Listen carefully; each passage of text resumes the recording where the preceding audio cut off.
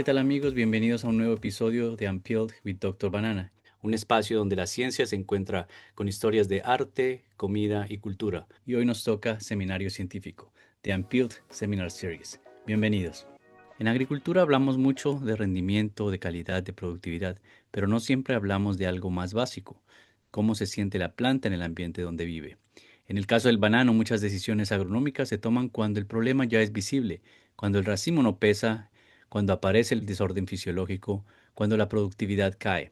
Y entonces reaccionamos, ajustamos, corregimos, apagamos incendios. Pero ¿qué pasaría si entendiéramos mejor lo que ocurre antes? Si aprendiéramos a leer la relación entre el suelo, la planta y la atmósfera como un sistema vivo, dinámico, que responde al estrés mucho antes de mostrar síntomas. En este episodio de Unpeeled Seminar Series nos acompaña Jaiber Danilo Sánchez, fisiólogo del cultivo de banano, experto en nutrición y manejo de estrés, y una de las personas que más ha contribuido a traducir ciencia compleja en decisiones agronómicas reales para los productores en América Latina. Jaiber Danilo ha trabajado desde la investigación hasta la industria, desde el laboratorio hasta el campo, y hoy lidera estrategias agronómicas en uno de los contextos bananeros más desafiantes del mundo. Pero más allá de los cargos, lo que lo define es una pregunta constante. ¿Estamos entendiendo realmente a la planta que sostiene esta industria? Hoy vamos a hablar de fisiología, de suelo, de atmósfera y de mucho más, pero sobre todo de cómo pensar mejor en el cultivo del banano para dejar de reaccionar tarde y empezar a prevenir a tiempo. Bienvenido. Gracias por estar aquí. Fernando, muchísimas gracias a ti por la invitación. Realmente es un honor para mí participar en este espacio, los espacios académicos, técnicos, científicos, donde podemos charlar en confianza sobre los temas que abordan el sector bananero y platanero del mundo. Ya, muchas gracias. Muy contento de tenerte de invitado para Seminario Científico. ¿Cómo te gusta que te digan, Jaiber o Danilo o las dos? Digamos que por recordación me gusta más Danilo. Danilo, Ajá, porque siempre, entonces me conoces más así en exacto. Banano. Muy bien. Tú y yo nos conocimos hace mucho tiempo, bueno, digamos relativamente mucho tiempo, y no nos conocimos, digamos que en la universidad, en la escuela o en una conferencia. De hecho, nos conocimos como se conocen muchas personas en el mundo del banano, en una reunión técnica hablando de problemas serios. En esa época era Fusarium Raza 4 Tropical, por allá en el 2013, si no estoy mal, en Colombia, discutiendo temas de colaboraciones con la Universidad de Wageningen y tomando decisiones difíciles, ¿cierto?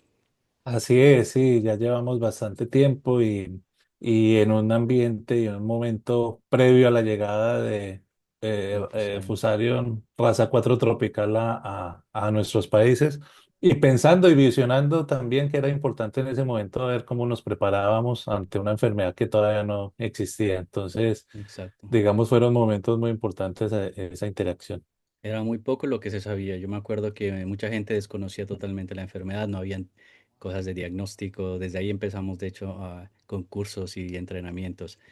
En esa época yo iniciaba mi doctorado y tú creo que eras ya director de Cenibanano, ¿o no? Sí, realmente el primer proyecto de Colombia como Fusarium dentro del gremio bananero fue cuando empezamos a trabajar ya como en la dirección de Cenibanano. Habíamos hecho ya trabajos, digamos, de entrenamientos, pero no teníamos los recursos como proyecto en el gremio y empezamos a gestionar eso desde la dirección y ahí se incorporaron personas para trabajar ya directamente en Fusarium Raza 4 en Colombia. Así es.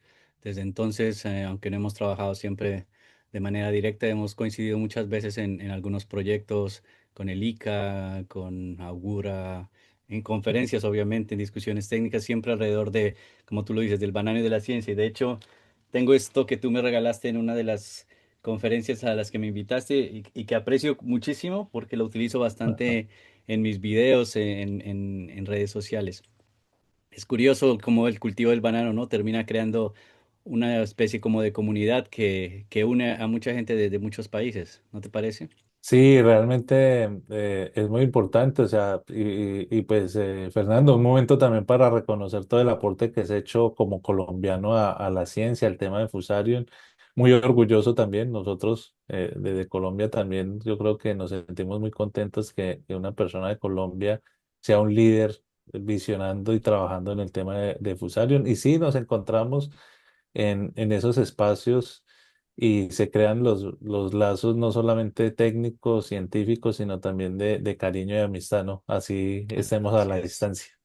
Así es, siempre estamos conectados vía internet o como tú lo dices en conferencias. En esa época, como ya lo mencionaste, estabas en Cenibanano, actualmente trabajas en Yara, estuviste o estás involucrado también mucho en la parte de Acorbat, ¿cierto? Contame qué ha pasado desde que eras director de Cenibanano. Sí, yo duré alrededor de unos 4 años, desde el 2013 al 2017, con la dirección de Cene Banano y ahí paso a Yara. Hoy en día soy el Ujú, gerente de agronomía para Yara, Colombia, la ujú. zona norte, muy específicamente en cultivos.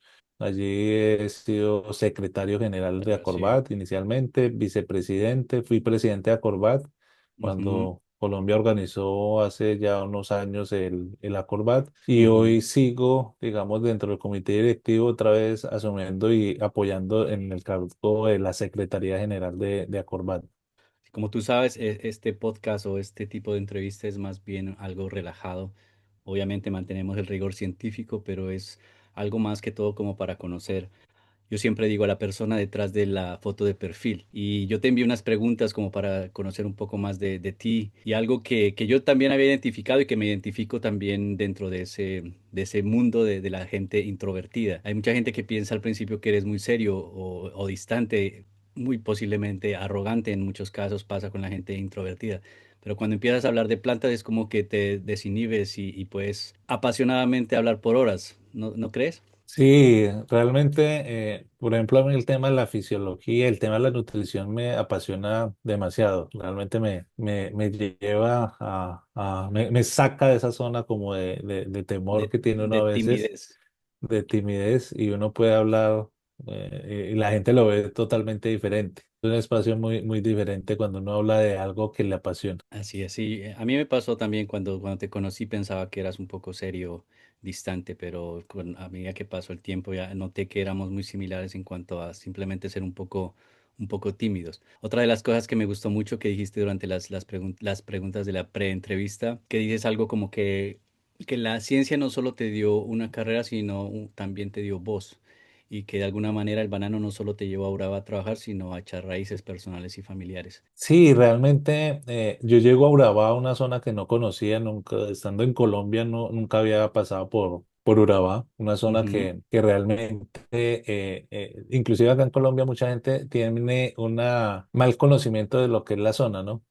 A sí. veces se conoce la zona solamente por la historia de hace muchos años, seguramente de Exacto. violencia. Entonces uno Esti- llegaba un poquito con esa palabra que ibas a decir, co- eh, estigmatización, y uno a dónde voy a llegar. exacto, Pero llegué a Urabá, una zona de oportunidades, una zona de gente muy alegre, de gente cariñosa, de gente muy receptiva, y se enamora de la región, de las oportunidades, porque uno también se enamora de los lugares donde uno se puede desarrollar exacto. profesionalmente, pero también personalmente. Y Es como allá, allá eché raíces definitivamente, echaste eché raíz. raíces. Tienes, Sí, sí. tienes dos hijos, ¿no? Una hija, dos Yo hijas, tengo tres. una hija y 2 hijos, Ajá, y ajá. todos son de acá de la región La de, zona. de Urabá, ¿no? Podrías decir que Urabá marcó tu carrera y tu vida personal. Y también dijiste algo como que te enseñó muchas cosas que no se aprenden en los libros.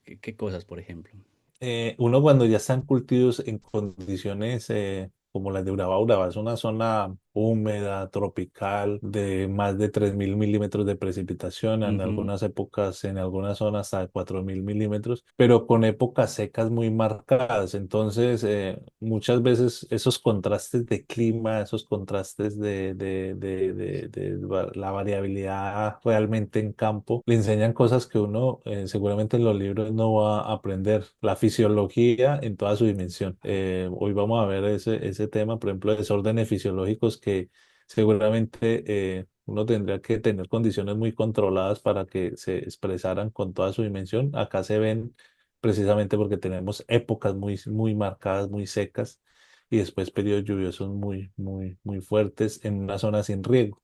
Entonces empieza uno a entender realmente cómo la planta responde ante esas situaciones. Esto es un aprendizaje bien bonito. Que se aprende solo en el sitio cuando uno está presente, ¿cierto? Así es, solamente en Así estos es. lugares. Regresando al tema de cuando nos conocimos, cuando miras para atrás esas reuniones técnicas, ¿qué es lo primero que se te viene a la cabeza? Primero el compromiso. Yo siempre digo que las personas que estuvimos en esas reuniones, desde lo Sí. técnico, lo científico, todo el mundo tenía un compromiso. No sabíamos, teníamos el temor de lo que iba a pasar seguramente con Fusario, teníamos que tener, pues, tenemos la responsabilidad en muchos casos de ver algo que no era tan fácil de entender, pero que Ujú. alguien tenía que tener la responsabilidad. Entonces ahí es donde veía uno el compromiso, cada uno desde la gente de Agrosavia, la gente del ICA, los investigadores, el doctor Kema, tú. Estoy de acuerdo contigo. Mira que todos los que yo tengo fotos de esas reuniones y todos los que estaban presentes ahí, muy jóvenes y como digo yo, muchos kilos atrás, muchos de ellos todavía están relacionados al mundo de Fusarium y en posiciones bastante importantes. Otra cosa que recuerdo mucho fuera del tema ya serio es que nos conocimos en Medellín, ahora que me acuerdo. Y yo pensaba que eras de Medellín, pero me contaste que venías de Bogotá, pero que tenías también raíces de Boyacá, ¿no? ¿Qué parte de esa cultura andina sientes que llevas contigo cuando trabajas en el campo, en el mundo bananero, por ejemplo? ¿Qué es lo que más llevo?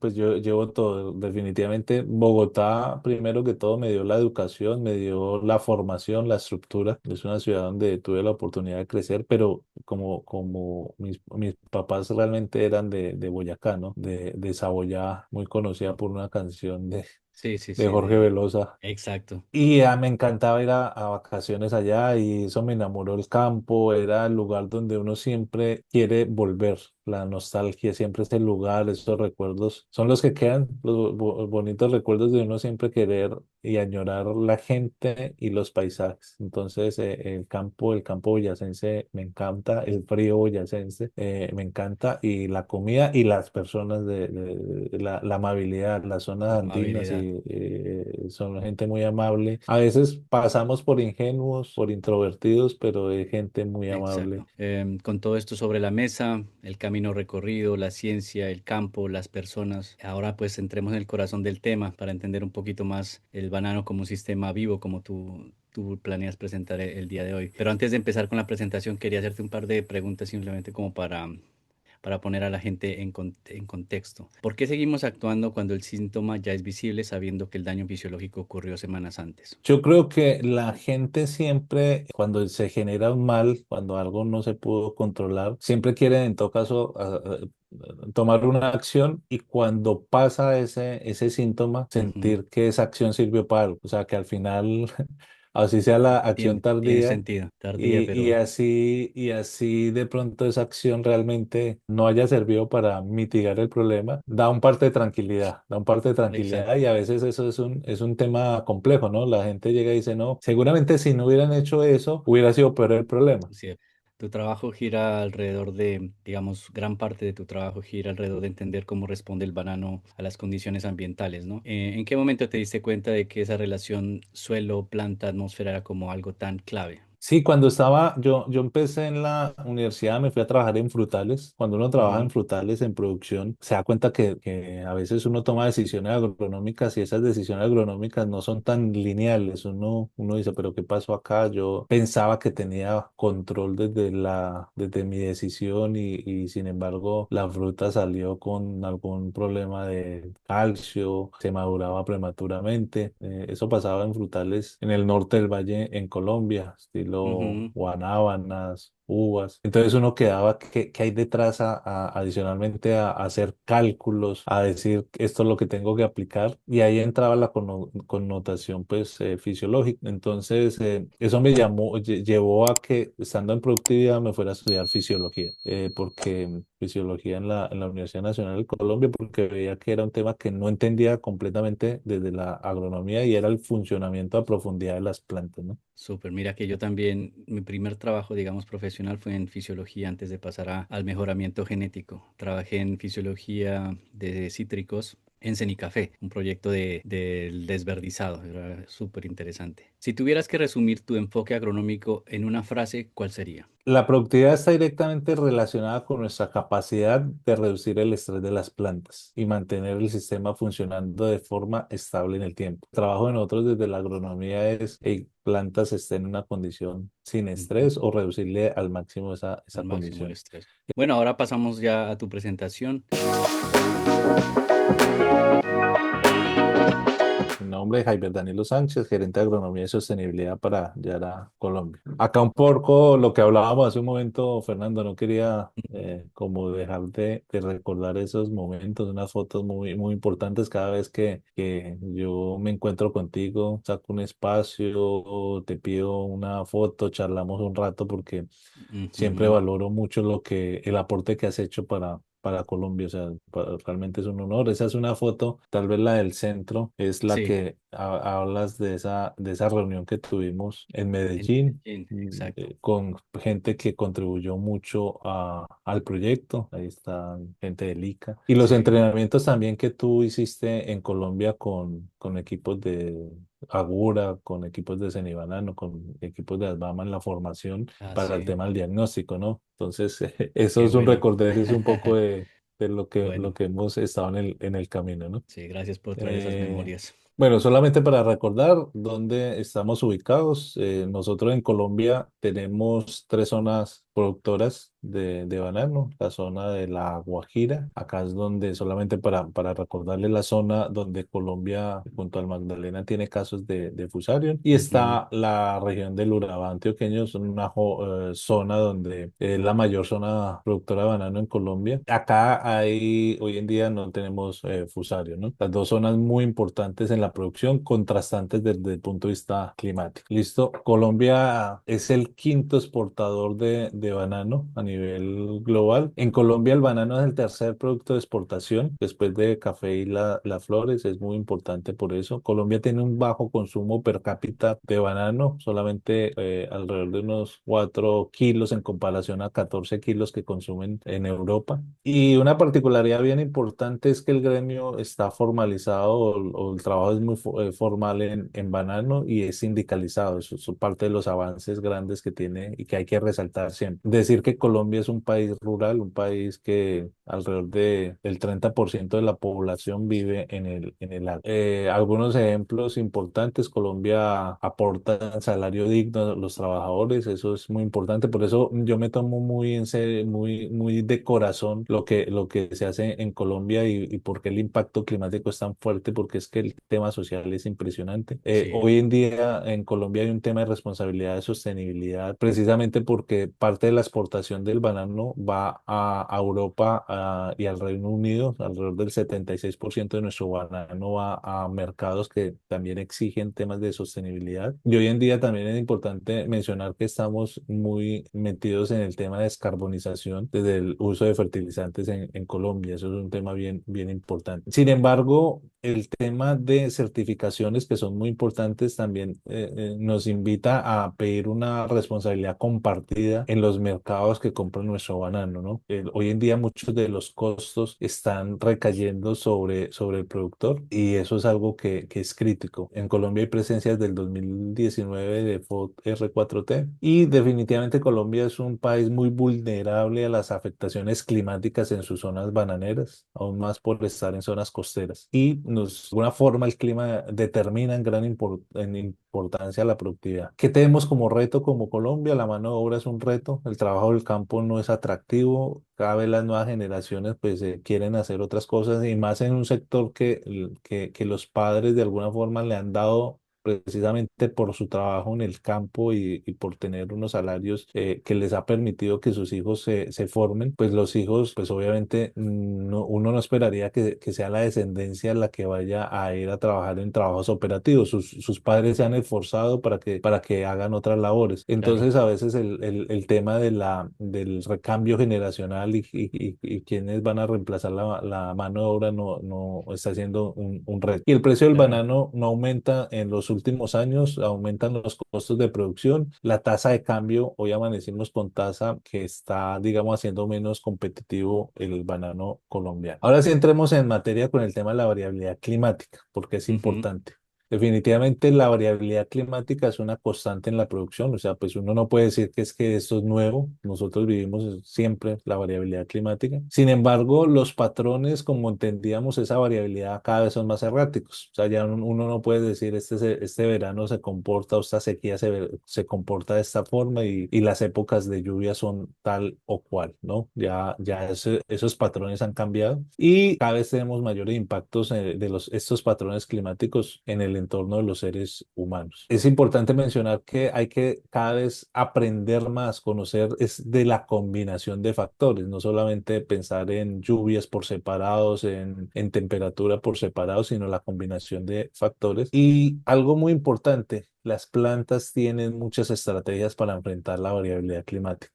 O sea, las plantas de alguna forma, dentro de su adaptación de hace muchos cientos de años, se han adaptado. No siempre estas maneras de adaptarse son relacionadas con productividad como la entendemos los seres humanos. Y eso es tal vez algo de lo más importante, ¿no? Las plantas son capaces de propagar la especie, pero no necesariamente la productividad que estamos esperando nosotros, el peso del racimo, la vida verde pues se ven afectadas. Eso no es un problema para la planta, es un problema para nosotros que somos los que dependemos de ella, ¿no? Entonces, por Sí. eso el mensaje acá es conocer cómo responden las plantas ante las variables climáticas. Es el primer paso para la adaptación ante los nuevos escenarios de variabilidad climática. Esto es simplemente una tabla donde muestra que la combinación de factores, dependiendo de la combinación de factores, los efectos pueden ser muy negativos. Algunos de pronto no hay interacción, algunos son todavía Ujú. desconocidos y algunos son potenciales, ¿no? Pero el mensaje de esta tabla es básicamente que cada vez debemos ver más integralmente los fenómenos, ¿no? A veces hablamos solamente de lluvias, como les mencionaba, ¿no? Llovió mucho más, pero cómo estaba asociada esa lluvia, cómo era la temperatura, cómo eran los vientos, en fin. Qué tabla tan interesante. Sí, es una tabla bien bonita y yo creo que es para un llamado de atención de Mm, cómo empezar a abordar y profundizar el tema de la fisiología de las plantas. ujú. Importante mencionar que hay un tema en la cultura bananera que es el copy-paste, que muchas veces se quieren traer prácticas entre los países bananeros, entendiendo que pensamos que se debiera manejar y haciendo cosas similares. Sin embargo, acá voy a utilizar tres gráficas rápidamente para mostrar que lo primero que tenemos que entender son los contextos, ¿no? Este es una gráfica comparativa de cómo la radiación fotosintéticamente activa en la provincia del Oro en Ecuador y estas en la región del Magdalena.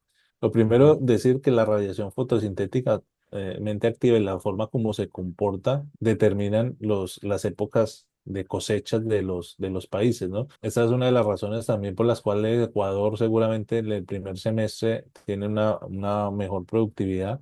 A Dios gracias, eso sucede porque si no sería mucho más complejo el tema de mercados a nivel global. Claro, mucha Y competencia. también mire cómo varían las temperaturas entre diferentes regiones de producción de banano. Impresionante. Oro, Turbo, la zona bananera acá mismo en Colombia, que es en el Magdalena, y Olanchita, Honduras. O sea, estos son cómo son las temperaturas en las regiones. Por eso uno debe estar muy atento realmente a lo que pasa acá en cada región, porque algunos fenómenos o algunos desórdenes de pronto no se presentan en todos los lugares precisamente por las distintas condiciones. Y este es el caso de las precipitaciones. Precipitaciones también en diferentes lugares, desde el punto de vista temporal, pero también espacial, ¿no? Por ejemplo, a veces Ujú. uno quiere comparar qué está pasando en Ecuador o en el misma zona bananera de Colombia, son zonas muy secas, ahí son con riego, pero hay Sí, zonas productoras de banano donde la lluvia es bastante y ahí no hay riego. El caso de Sarapiquí en la zona, Costa Rica. en Costa Rica y Turbo en Colombia. Sin embargo, cuando uno empieza a darse cuenta, sí, eso es unas condiciones extremas, pero también hay unas sequías muy fuertes dentro de esas mismas zonas, ¿no? Acá solamente para mostrarle la zona de Turbo en azul clarito, nos llega a épocas donde la precipitación cae a niveles impresionantes, ¿cierto? Sí. Entonces, esas dinámicas hay que entenderlas. Desde ese punto de vista, las respuestas de las plantas al ambiente están en dos vías. Uno es biomasa, producción de mayor biomasa, es lo que quisiéramos nosotros desde la agronomía, desde la producción, y obviamente un empresario bananero dice, pues yo quisiera que acumule biomasa en el racimo, pero la planta está pensando también en supervivencia, ¿no? Muchas reacciones. A mí me encanta, siempre he hablado de esta gráfica porque muchas reacciones que uno dice se ven en campo son respuestas adaptativas a las plantas a condiciones de estrés. O sea, ellas están gastando energía, están gastando mucha de lo que uno seguramente quisiera que se acumulara en el racimo, pero lo están gastando para temas positivos. Esto, por ejemplo, pasa mucho en zonas donde hay saturación de agua, empiezan a salir raíces, digamos, en la parte superior de la planta, y eso es una Ujú. respuesta que la planta no está teniendo oxígeno. Seguramente Exacto. semanas después van a haber procesos de maduración, ¿cierto? Pero eso es una Sí. respuesta que no es negativa de la planta, o sea, es una respuesta de De supervivencia supervivencia. muy positiva para ella. Y ella logró sobrevivir y ella prefiere hacer esto. Ella no está Ujú. pensando, uy, no voy a gastar estos recursos en esas raíces porque el racimo no pesa más. No, al contrario. O no va a decir, no vamos a formar etileno. El etileno, Fernando, acá y audiencia, el etileno es visto como un problema, normalmente lo asociamos y por obvias razones al tema de la maduración. De hecho, lo utilizamos en post cosecha para uniformizar la maduración y todo lo que tenga que ver con etileno lo asociamos como algo negativo. Pero para Ujú. las plantas es uno de los reguladores más importantes de respuesta al estrés, ¿no? Entonces, ellas Sí. realmente cuando generan procesos de maduración es porque realmente el ambiente no les está ayudando. Y eso es algo bien importante. Hay ejemplos, por ejemplo, el tema de las raíces adventicias están mediadas por respuestas con etileno. El tema de la abscisión de hojas. Muchas veces la gente pregunta, uy, se cayeron dos o tres hojas relativamente verdes, o a veces también con problemas de sigatoca, pero muchas veces está verdes. Y son problemas también mediados por procesos de senescencia temprana. La maduración prematura de los frutos son procesos también mediados por el etileno, pero todos son respuestas positivas desde el punto de vista de la supervivencia de las plantas. ¿Cierto? Siempre hay que recordar que las plantas tienen esa memoria, a pesar de que no tiene semillas, pues los Ujú. frutos, básicamente la función es la maduración para perpetuar la especie. Entonces los procesos de aumentar o madurarse más rápido es cuando una planta siente condiciones de estrés. Nosotros en el mundo bananero, el temor al etileno es impresionante o el temor a la maduración es impresionante. De hecho, muchas cosas asociadas a Sigatoca y el temor tan tremendo y real por Sigatoca es porque ayuda a generar más producción de etileno y por eso Sí. la maduración prematura. Sin embargo, no es el principal. Las sequías, el exceso de agua son causantes de generación de etileno en las plantas y deberíamos pensar mucho más en ello. Ya un poquito, las plantas no saben en teoría de finanzas, pero lo manejan mejor que nosotros. Una empresa, este es el estado de resultados, tiene ingresos, tiene costos de ventas, tiene gastos operativos, pérdidas por ineficiencia y tiene impuestos. Eso es básicamente ahí se va a terminar la utilidad neta, o sea, ¿qué ganó la empresa? Resulta que en las plantas también la biomasa final acumulada es el resultado de diferentes procesos fisiológicos. Primero, los ingresos es la fotosíntesis, si está funcionando adecuadamente, pero las plantas necesitan también hacer inversiones para poder crecer. Son los costos, es el respiración de crecimiento, es importante para que se pueda crecer, pero también para mantener los órganos que ya crecieron y son gastos importantes. Pero hay otros gastos que son asociados y cada vez generan mayores pérdidas. Hay pérdidas por ineficiencia y otras pérdidas que son de defensa. El cambio climático nos está haciendo que cada vez tengamos que invertir o que las plantas tengan que invertir más en pérdidas por ineficiencia o pérdidas para defenderse de las condiciones estresantes. Voy a poner Ujú. tres ejemplos rápidamente, no en entrar en detalle, pero desde el punto fisiológico no se tienen en cuenta a veces porque son complejos, pero el hecho de que sean complejos no quiere decir que no estén pasando. La fotorrespiración, el banano es una planta C3 y está expuesta pues a procesos de fotorrespiración. Y si hay condiciones como altas temperaturas, un mayor nivel de estrés y bajos niveles de dióxido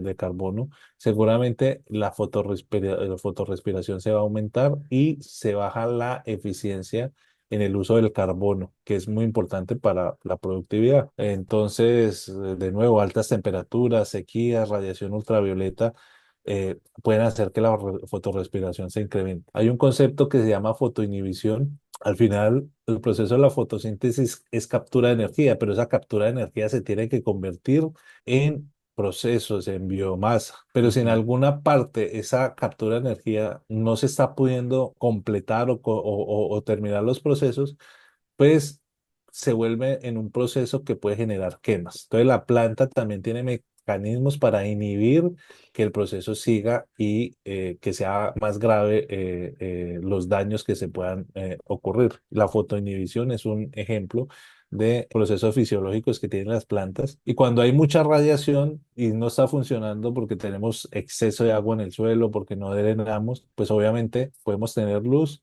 pero la planta tiene que utilizar mecanismos para evitar quemarse. Y al final Ujú. muchos procesos que asociamos a veces inclusive a desórdenes de deficiencias nutricionales son también respuestas de las plantas para no quemarse, ¿cierto?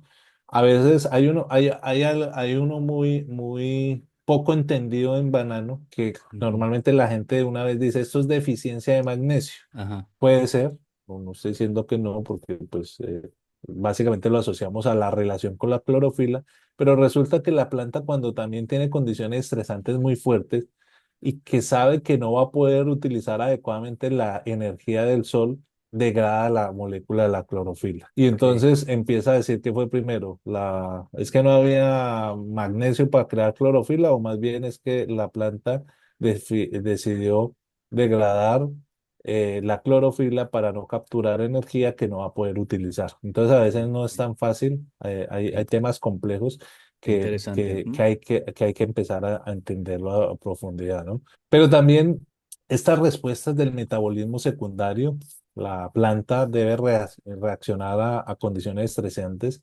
y tiene estrategias muy bonitas como todas sus activaciones de procesos que se conocen hoy en día como metabolismo secundario o que conocemos como metabolismo secundario.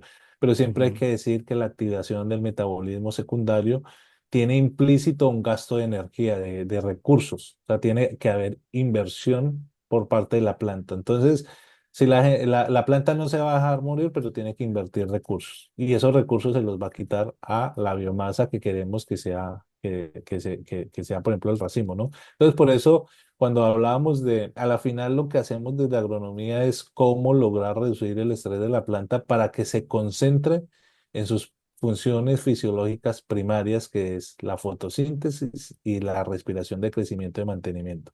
Si la planta está gastando energía en metabolismo secundario, si está gastando en defenderse a condiciones de estrés por fotoinhibición, fotooxidación, por fotorrespiración, pues obviamente todo eso se le está quitando a los procesos primarios y al llenado del racimo. Pero también el tema climático tiene que ver con algo que a veces tampoco es tan entendido y es que al final del ejercicio, las plantas, la forma como se nutren o la forma como toma nutrientes es el fenómeno de la transpiración, es el movimiento del agua desde el Ujú. suelo hasta la atmósfera. Y eso es un proceso físico, es un proceso físico en el cual las condiciones tanto de humedad del suelo como la atmósfera hacen que se dé más o menos el proceso de transpiración. Y la planta lo aprovecha para hidratar las células, para bajar la temperatura y para absorber nutrientes. Pero la mayor parte del agua que pasa a través de la planta básicamente va a la atmósfera. Casi todo, sí. Entonces, casi todo se va para la atmósfera. Ujú. Entonces la planta tiene que al final del ejercicio utilizar ese proceso físico, la transpiración, para la nutrición. Pero también ella tiene que en algunos momentos dejar de transpirar porque puede ser costoso perder su propia agua si no hay agua, por ejemplo, en el suelo. Claro. Y eso es algo muy bonito porque la movilidad de los nutrientes en la planta va a depender mucho pues, del proceso de transpiración. Hay una clasificación de los nutrientes, cómo se mueven en la planta, y básicamente son nutrientes o móviles o inmóviles. Y esa movilidad tiene que ver con procesos fisiológicos. Todos los nutrientes se mueven a través del proceso de la transpiración, pero no todos los nutrientes se pueden mover dentro de otro sistema que tiene la planta, que es el movimiento a través de los conductos del floema. Ajá. Entonces, hay nutrientes que se pueden removilizar de algunos tejidos a través del floema y llevar nutrientes a tejidos a través de ese sistema conductor. Y a esos que lo pueden hacer se llaman nutrientes móviles. Los nutrientes que definitivamente no se pueden mover a través del sistema floemático se conocen como nutrientes inmóviles. Entonces, esos nutrientes inmóviles tienen una característica bien importante. Dependen de que esté funcionando siempre adecuadamente el fenómeno de la transpiración. Cualquier cosa que afecte el fenómeno de la transpiración va a afectar mucho más críticamente a los nutrientes que no tienen movilidad con el floema. En general afecta a todos porque pues es crítico, pero la planta tiene mecanismos de removilizar si no le están llegando a los tejidos más jóvenes nutrientes y los tiene de alguna forma almacenados en tejidos más viejos y si son móviles por el problema los puede removilizar. Ok. Esto que parece un poquito complejo, realmente es muy importante desde la nutrición de las plantas, Claro. porque siempre que muchos desórdenes de deficiencias, de problemas estacionales, están asociados muchas veces a nutrientes que no se mueven tan bien. Problemas como el calcio, problemas como el boro, o problemas con el zinc son netamente a veces problemas de movilidad en determinados momentos. Esta gráfica siguiente es por eso es importante entender las dinámicas climáticas para entender el impacto sobre las plantas, desde lo que ya les mencionaba. Transpiración es uno de los ejemplos y el que vamos a seguir el día de hoy. Digamos, esta tabla o esta gráfica mejor, es cómo es el comportamiento de los deltas de temperatura registrados en el Océano Pacífico, es lo que se conoce como el índice de la niña y el niño, que si las temperaturas del mar Pacífico están por encima de 0,5 durante 3 periodos consecutivos, empieza a decir va a haber un fenómeno del niño o un fenómeno de la niña. Y a veces nos quedamos solamente en que nos den la alerta, pero no entendemos realmente que esos impactos en el Pacífico determinan la dinámica de vientos, de precipitaciones, de muchas cosas en las zonas. Lo que hemos aprendido es que definitivamente hay que tener mucho cuidado. Esos impactos normalmente afectan las zonas, no solamente es que va a llover más. Normalmente en Colombia, por ejemplo, un fenómeno del niño. No solamente es el tema de la sequía, en Colombia se expresa como sequía, en otros países se expresa como más lluvia, pero está asociado en el caso de Colombia con sequía y altas temperaturas, normalmente. Y un fenómeno de la niña normalmente está asociado con precipitaciones mayores y temperaturas más bajitas. Ujú. Y esto es importante tenerlo en cuenta. Esto es un ejemplo, por ejemplo, a veces, no quise traer todas las variables, pero algunas variables muy importantes. Nos decían, por ejemplo, en un fenómeno de el niño de hace un año y medio más o menos, la temperatura mínima era mayor de lo normal. La temperatura mínima que se registró era mayor de lo que normalmente se estaba viviendo. Eso no lo sabía la gente porque pues a veces no es tan fácil tener acceso a a la información. Pero en términos prácticos, si las plantas en la noche no reducen sus temperaturas mínimas a los niveles que tradicionalmente lo debieran ayudar o lograr reducirla, pues resulta que gastan más fotoasimilados. Entonces a veces la pregunta era ¿por qué no me está pesando tanto el racimo? Resulta que las temperaturas mínimas no descendían tanto. Ahí te pongo un ejemplo, Fernando y audiencia. En Sí. Colombia, la zona del valle del río Cauca es una de las zonas de mayor producción de azúcar en el mundo y Ujú. básicamente esa acumulación de azúcar se da por unas deltas de temperatura muy importantes entre el día y la noche. Entonces, si Ok. hay un gradiente importante de temperatura entre día y noche, en la noche las plantas pueden acumular más azúcar. ¿Cuál es la temperatura promedio en Urabá en la noche? En Urabá la temperatura promedio está entre por ahí 25 grados centígrados debiera ser, Ajá. pero alcanzó a temperaturas de 26, 26,5. O sea, a veces ese 0,5 adicional es el que genera impactos.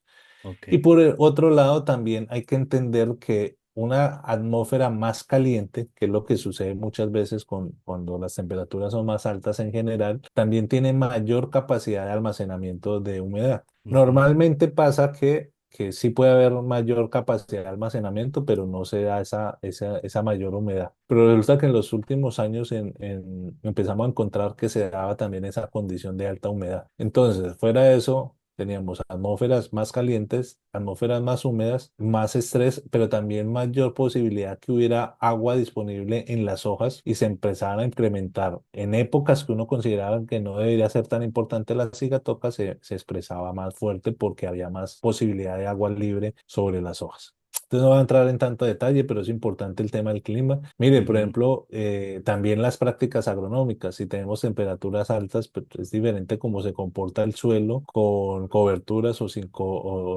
coberturas. Podemos llegar a unas temperaturas impresionantes si no hay cobertura en el suelo y también la capacidad de almacenamiento de humedad, ¿no?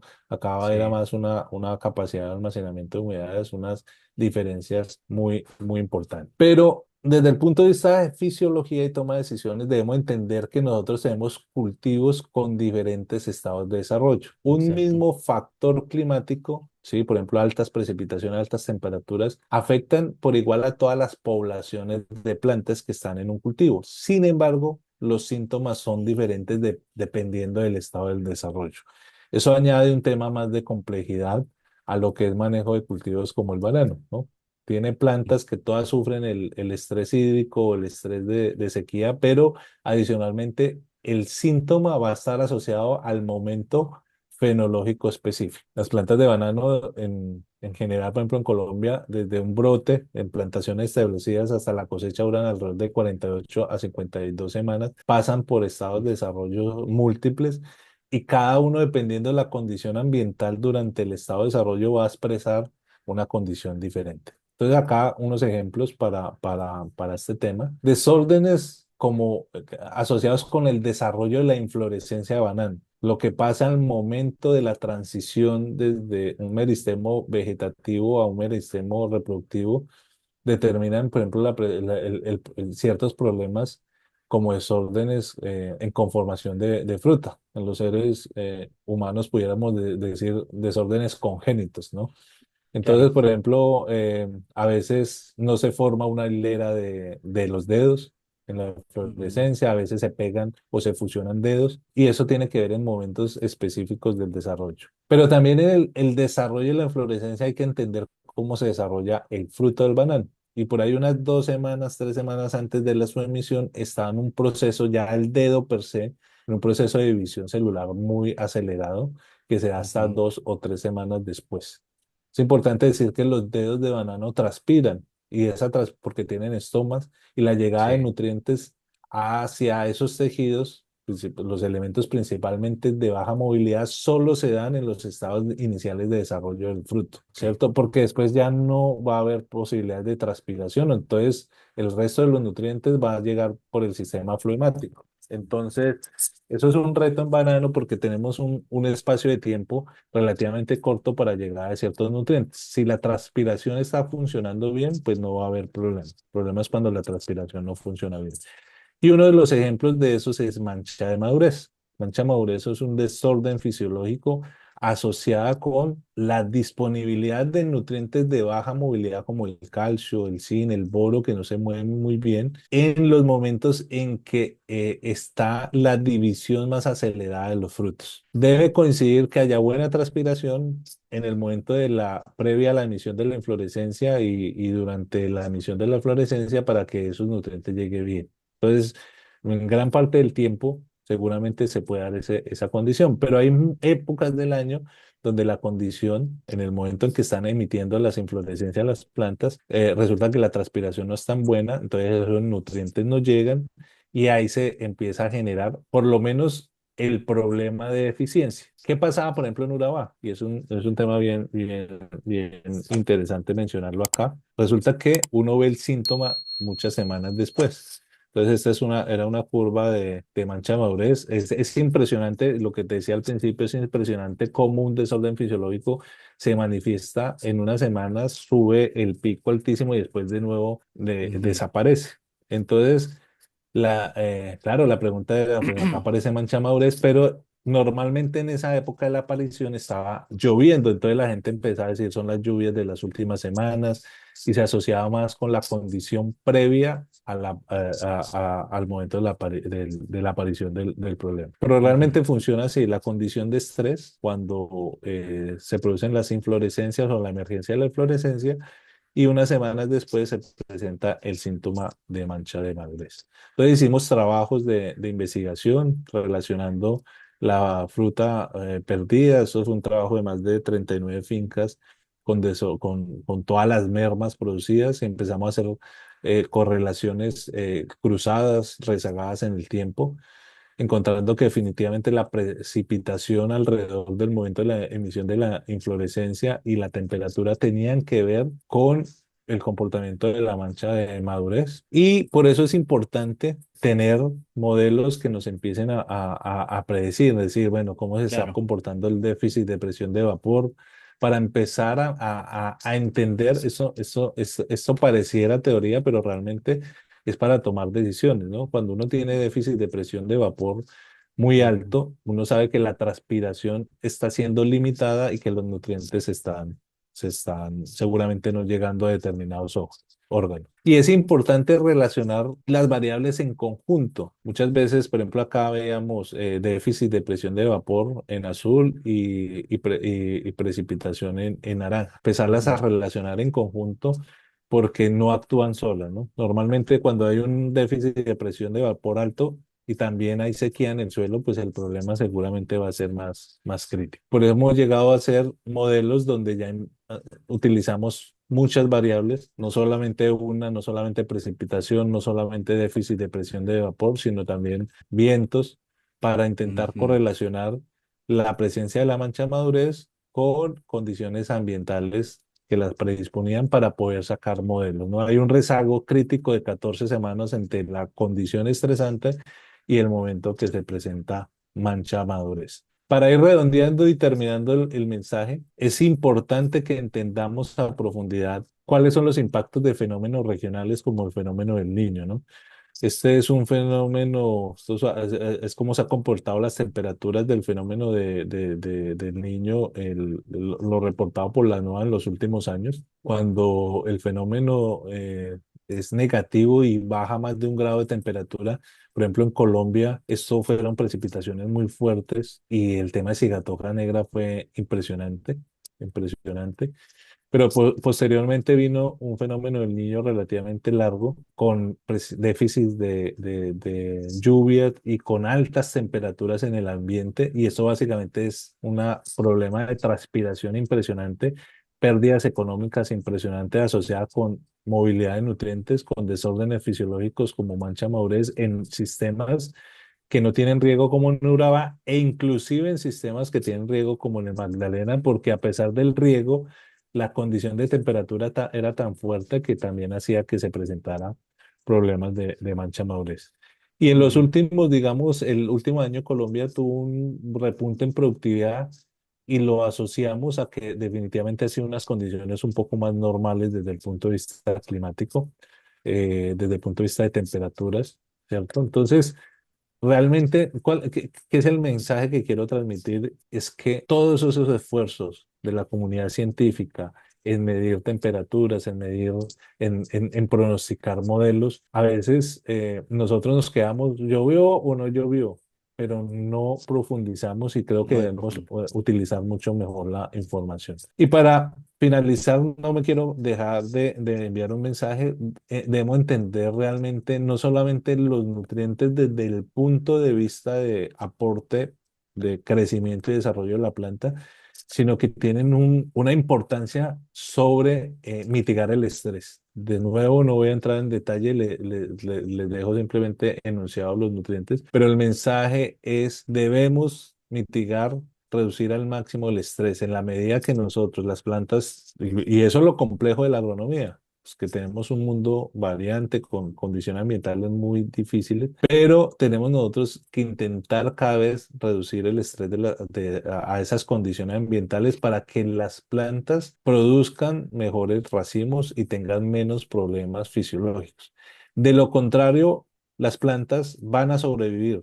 Ellas tienen capacidad de adaptación, pero la productividad no va a ser la mejor. Entonces, con eso cierro y quería, Fernando, ya con este mensaje, simplemente pedirte si puedo hablar algo de una invitación hacia Corbat, ¿no? Sí, claro. Adelante. Bueno, Fernando, muchas gracias por el tiempo, por el espacio, por la paciencia. Entre el 20 al 23 de abril del 2026 en Mérida, Yucatán, en México, se desarrollará el 25º Acorbat y el 10º Congreso de Corbana. Estamos haciendo en conjunto este trabajo. Corbana este año es el organizador, que se denominó Tecnología e Innovación que Transforma, ¿no?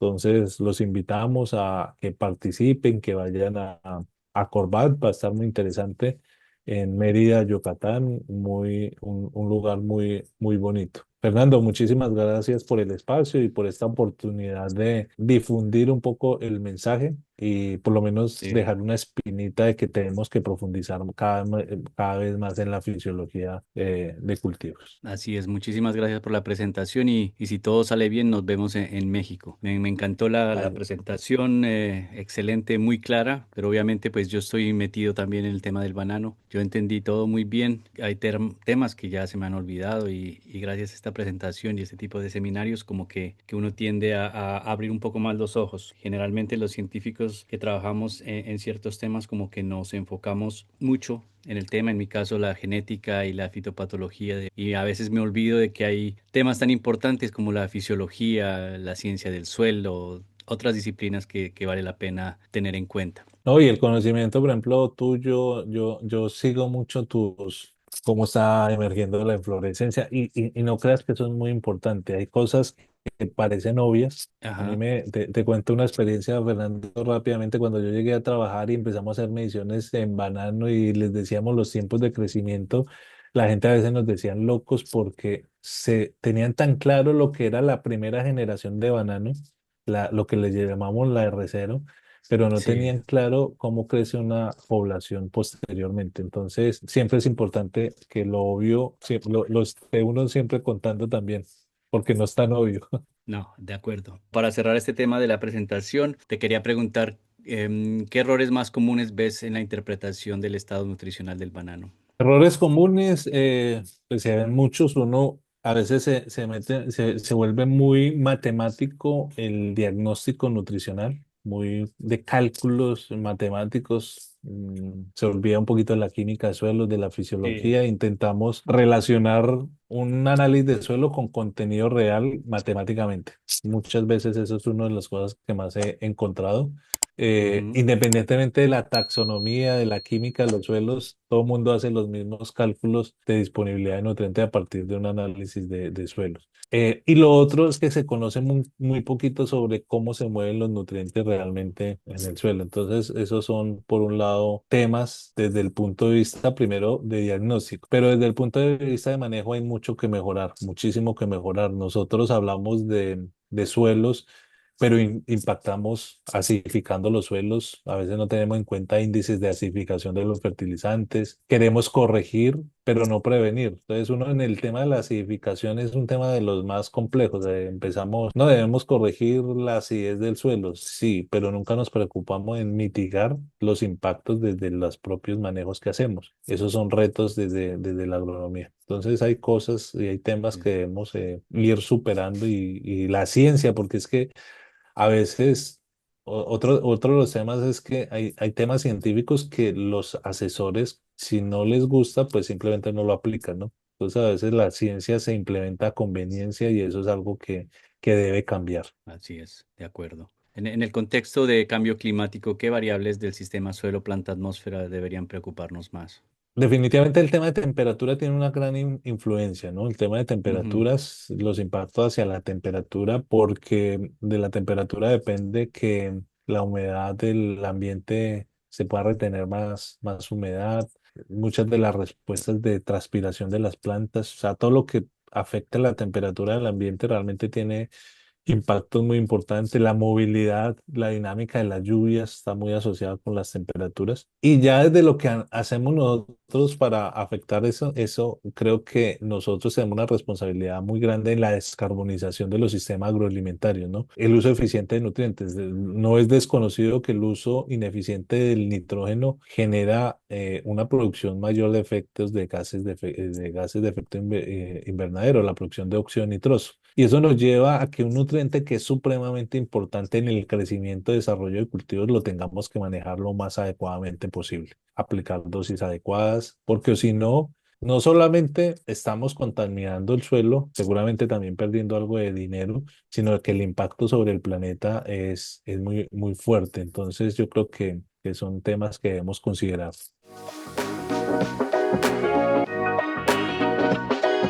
Bueno, vamos a pasar a una sección de este programa que se llama The Banana Questions, que son preguntas un poquito difíciles o un poco incómodas. Primera, Danilo, ¿crees que estamos sobre interviniendo el cultivo del banano por no entender bien su fisiología? Sí, hay que mejorar el entendimiento, tomar decisiones basadas más en conocimiento alrededor de la fisiología y de la química de suelos y de la ciencia en general.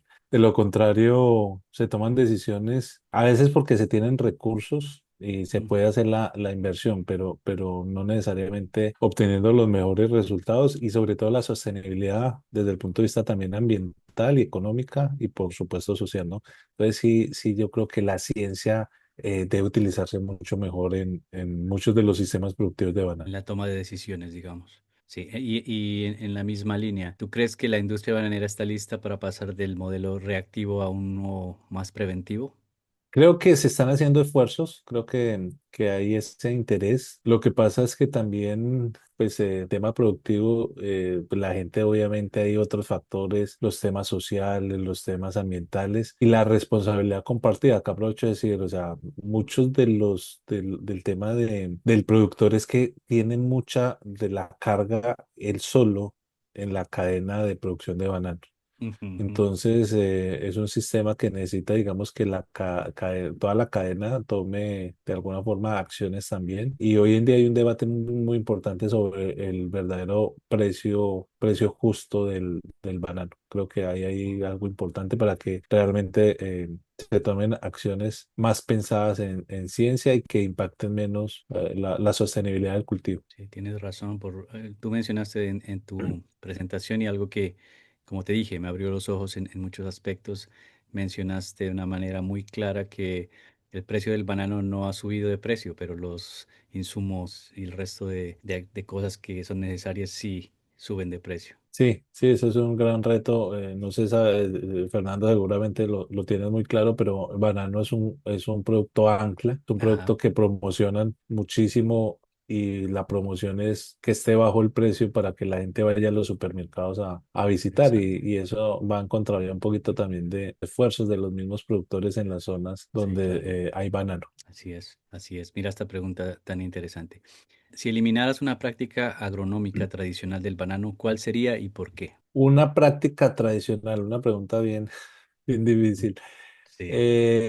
Yo creo que eliminaría las aplicaciones de fertilizantes como los ureicos. Yo creo que le hacen gran impacto al suelo, Ujú. son relativamente ineficientes y esa ineficiencia a la final la paga también el medio ambiente, ¿no? El medio ambiente por pérdidas de nitrógeno. Entonces, esa sería una de las que yo pensaría que debiera estar muy considerada.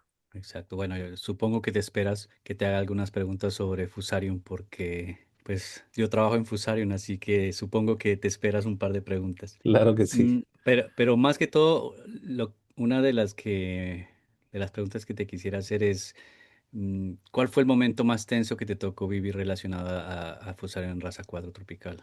Momentos tensos es que uno a veces desde la investigación, pues uno quiere que la parte científica sea la que prime, ¿no? Y Ujú, realmente nos tocó fue gestionar muchos recursos, intentar que muchas entidades entendieran la dimensión del problema. Y eso también lo pone a uno a pensar de que tan preparados estamos los técnicos, los científicos para ese otro papel de la gestión de recursos, ¿no? Entonces, uno intentando tener equipos preparados en todos los ámbitos y uno se daba cuenta que no era tan fácil que esos recursos para tener la mejor gente estuviera allí, ¿no? Entonces, yo creo que desde los temas más complejos es tener la capacidad de gestionar recursos y ese es un tema que debemos prepararnos mucho mejor desde el punto de vista que seamos nosotros los que podamos transmitir mejor el conocimiento para que la política de toma de decisiones sea mejor. ujú. ¿Qué crees que ha hecho Colombia bien frente a la raza 4 tropical que otros países no? El trabajo de coordinación de Colombia creo que, aunque no fue fácil, llegó un momento en que se generó coordinación entre el gremio, el Centro de Investigación, Agrosavia como Centro de Investigación Nacional, la Organización Ujú, Nacional de Protección Fitosanitaria, en este caso el ICA, y las personas que estuvieron allí generaron que hubiera esa coordinación, ¿no? Los centros de investigación, la Universidad Nacional, el proyecto con Bagenigen, el poder contar con gente como tú, con el doctor Quema. Y eso se logró que había cierto grado de coordinación entre las ujú. instituciones, ¿no? Entonces creo Estoy de que eso acuerdo. es de resaltar. Sí, y para completar un poco ahí, pues lastimosamente fuimos los primeros en el continente, al menos en reportar oficialmente la raza 4 tropical y creo que muchos de los buenos ejemplos que se han tomado en otros países han sido gracias al trabajo desarrollado en Colombia. Bueno, no más preguntas difíciles, nos vamos a otra sección del programa que se llama The Peel List.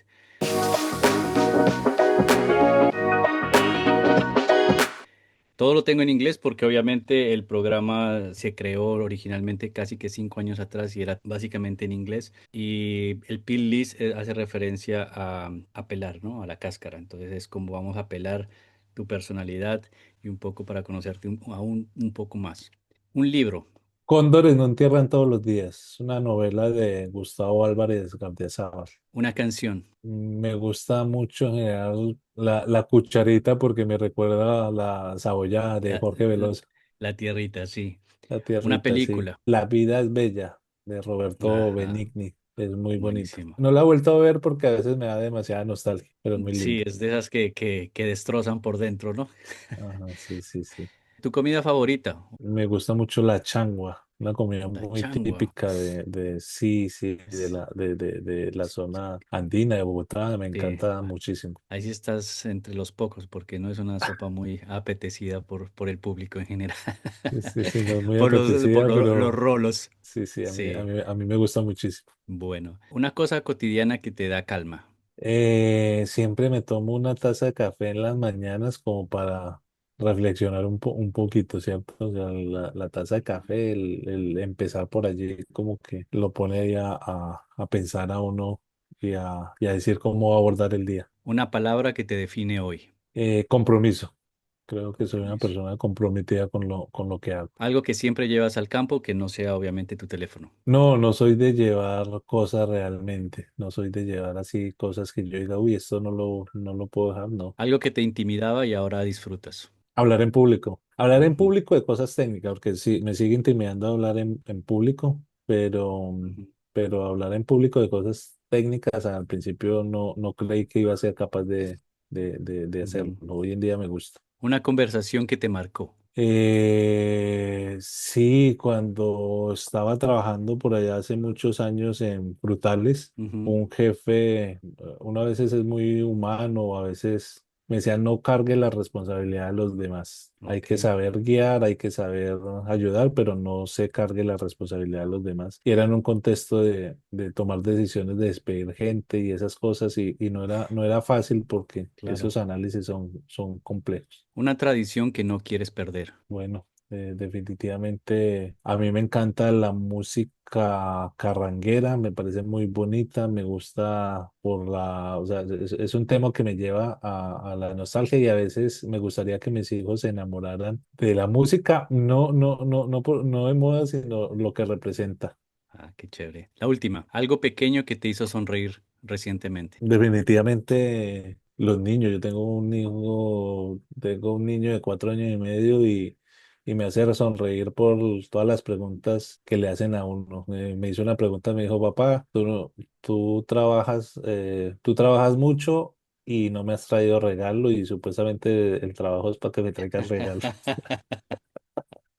Siempre salen con cosas raras. Entonces, Bueno, muchísimas gracias, Danilo, no solo por la presentación, sino por todo el conocimiento que nos has pasado el día de hoy, por tantos años de conversaciones, de coincidencias, de ciencia alrededor del banano. Este episodio nos recuerda que entender a la planta es también entender el territorio, las personas, las decisiones que tomamos cada día en el campo. Esto fue Unpeeled with Dr. Banana Seminar Series, donde la ciencia se pela despacio y las preguntas importantes se hacen a tiempo. Hasta la próxima. Gracias, Danilo. muchísimas gracias y hasta luego. Felicitaciones, Fernando.